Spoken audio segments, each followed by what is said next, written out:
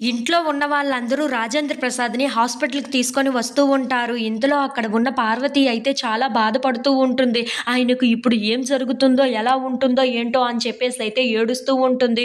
ఇంతలో అక్కడ ఉన్న పల్లవి మాత్రం చాలా కంగారు పడిపోతూ ఉంటుంది. మావయ్య గారు ఇప్పుడు కోలుకున్నారు అంటే నా పరిస్థితి ఏంటో అని చెప్పేసైతే అనుకుంటూ చాలా టెన్షన్ పడిపోతూ ఉంటుంది. ఇంతలో డాక్టర్ బయటకు వస్తూ ఉంటారు. అది చూసి అక్కడ ఉన్న అక్షయ్ అయితే మా నాన్నగారికి ఇప్పుడు ఎలా ఉంది అని చెప్పేసైతే అడుగుతూ ఉంటాడు. ఆ మాటలు విని అక్కడ ఉన్న డాక్టర్ అయితే ఆయన పరిస్థితి చాలా క్రిటికల్‌గానే ఉంది అని చెప్పేసైతే అంటూ ఉంటాడు. ఆ మాటలు విని అక్కడ ఉన్న పల్లవి అయితే హమ్మయ్య!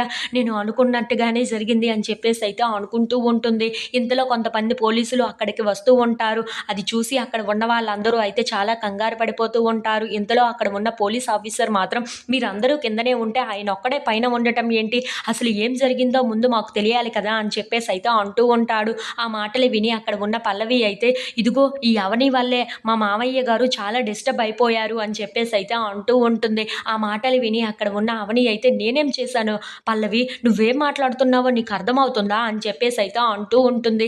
ఇంతలో అక్కడ ఉన్న పల్లవి మాత్రం అవును మామయ్య గారితో నువ్వు ఏదో చాలా గట్టిగానే ఆర్గ్యూ చేయడం నేను విన్నాను. అది చూసాను కూడా అని చెప్పేసైతే అంటూ ఉంటుంది. ఆ మాటలు విని ఇంట్లో ఉన్న వాళ్ళందరూ అయితే ఒక్కసారిగా షాక్ అయిపోతూ ఉంటారు. అవును ఆ ఆర్గ్యూ తర్వాతే మామయ్య గారు మేడ మీదకి వెళ్లారు. ఆ తర్వాత ఏం జరిగిందో నాకెలా తెలుస్తుంది అని చెప్పేసైతే అంటూ ఉంటుంది.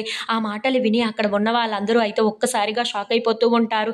ఇంతలో అక్కడ ఉన్న పార్వతి మాత్రం పల్లవి చెప్తుందంతా నిజమేనా అవని అని చెప్పేసైతే అడుగుతూ ఉంటుంది. ఆ మాటలు విని అక్కడ ఉన్న అవని అయితే అవును నేను మామయ్య గారితో మాట్లాడింది నిజమే కానీ నా వలన ఇలా జరిగిందంటే నేను ఎలా ఊరుకుంటాను అని చెప్పేసైతే అంటూ ఉంటుంది. ఇంతలో అక్కడ ఉన్న బామ్మగారు నా కొడుకు నీ వల్లే ఇలా అయ్యింది అని చెప్పేసైతే చాలా కోపంగా అవని మీదకే అందరూ నెట్టేస్తూ ఉంటారు.